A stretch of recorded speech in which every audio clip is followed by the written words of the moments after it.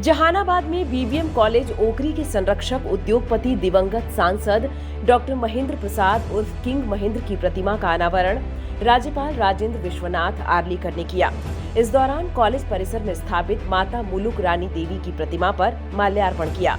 प्रतिमा अनावरण के बाद आयोजित सभा को संबोधित करते हुए गवर्नर ने कहा कि किंग महेंद्र जैसे युग पुरुष को समाज हमेशा याद रखता है। महाविद्यालय की स्थापना में किंग महेंद्र का योगदान हर कोई जानता है। समाज ने जो दिया है उसे समाज को वापस देने की सोच जिनकी होती है उसे महामानव कहा जाता है।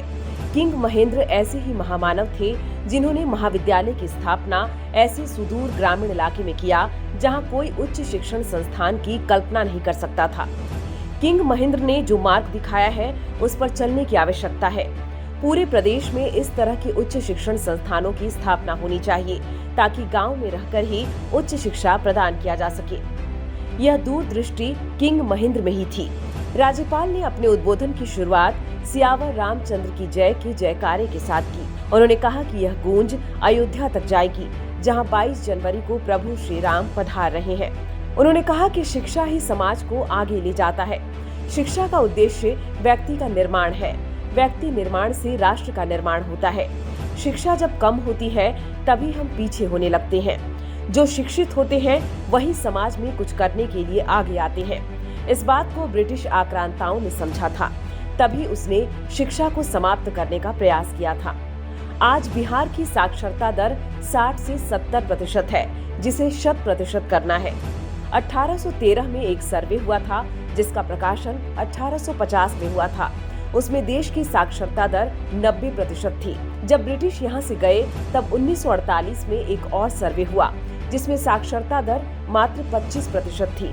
यह दर्शाता है कि ब्रिटिशों ने शिक्षा पद्धति को जानबूझकर नष्ट करने का प्रयास किया था। आज नई राष्ट्रीय शिक्षा नीति के माध्यम से समाज को शिक्षित किया जा रहा है। शिक्षा के बारे में जागरूकता होती है तब समाज में परिवर्तन आता है। संस्कार युक्त शिक्षा दी जा रही है। हमें शिक्षा देने का संकल्प लेकर यहाँ से जाना होगा और उसे पूरे प्रदेश में फैलाना होगा। इससे पहले राज्यपाल के आगमन पर महाविद्यालय परिसर में उन्हें गार्ड ऑफ ऑनर दिया गया। हम यहाँ फिर से आज उठकर खड़े होकर नई शिक्षा नीति के तहत हम सब जा रहे हैं और कह रहे हैं कि भारत को पुनः एक बार 100% शिक्षक होना चाहिए, 100% होना चाहिए। क्यों?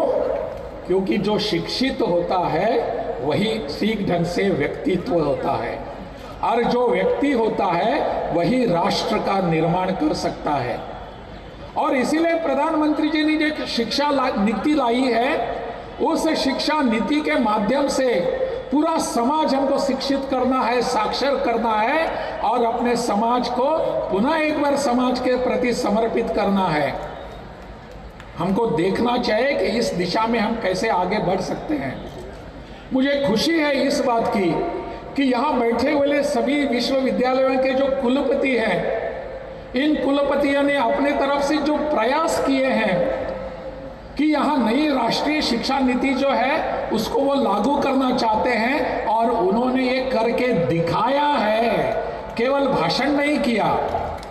मैं उनको बहुत बहुत धन्यवाद देता हूँ क्योंकि इन सब लोगों ने अपने प्रयासों से सब लोगों को साथ में लेकर नई शिक्षा नीति यहाँ लागू कर दी है। ऐसी शिक्षा के बारे में जब जागरूकता होती है उस समय समाज में परिवर्तन आता है। मुझे लगता है ऐसे भवन जो निर्माण हुए हैं इन भवनों के 4 दीवारों के अंदर ऐसे संस्कार युक्त शिक्षा की आवश्यकता है